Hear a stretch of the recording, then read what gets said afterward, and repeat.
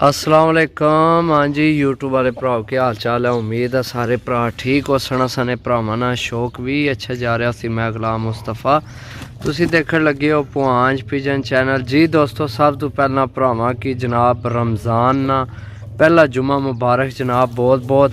तो बाकी कबूतरां दी गल की जाए दोस्तों तो यकीन करो बंदा तो इंसान का रजना ही नहीं पैसों तू समझो जितने पैसे हो जनाब थोड़े न सही है इंसान तो नहीं रजना पैसों तो। इस गल्ला मैं जनाब रमज़ान में कोशिश है कि कबूतर फार सेल घट वध ही बल्कि घट वध के बाय चांस अगर मिल गए तो लगासा। तो वैसे मैं जनाब कबूतर मगर को नहीं दौड़ना भजना सही है। एक महीना होना तोबा ताब करने वास्ते तो जनाब तुसी भी करो तो सानू भी करन दियो। तो बाकी बाई चांस अगर कबूतर मिल गए तो ज़रूर लगासा। ए जोड़ा जनाब यार दोस्त है तो फार सेल करना सही है जोड़ा लगे है। तो बाकी नस्ल तो तुहानू पता मन को नहीं पता भी ये नस्ल केड़ी है।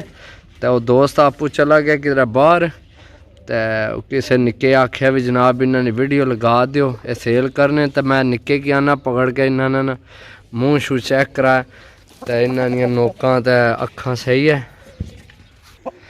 जी। दोस्तों ये कुक्कड़ है जनाब चेक करो सही है। अख चेक कराओ जी कुक्कड़ नहीं अख है जनाब कुक्कड़े नहीं सही है चेक कर लो। अगर किसे लेना होया तो जनाब कुकड़ी गई है नस अंदर उसकी पकड़ो है तक ना छोटी जी नोक सही है। ए इसने नसन लिया सी सही है दोस्तों। चलो जी हथ छोड़ो जी ए चेक करो दोस्तों किसे लेना होया जोड़ा फॉर सेल सही है तो रबता करे। कुकड़ी भी चेक कराने पकड़ो जी कुकड़ी पकड़ो जी पकड़ो नहीं पकड़ानी आने कुकड़ी नहीं पकड़ानी नहीं असल में आपू कदे नहीं है ना पकड़े नहीं तो मैं आपू ही पकड़ लवा मनु आपू इन्ना तू लर्जी जी है ना थोड़ी इस वजह तो। बाकी जनाब ताक लो अगर किसे लैने हो तो जनाब रबता कर सकना। ओके अल्लाह हाफिज़।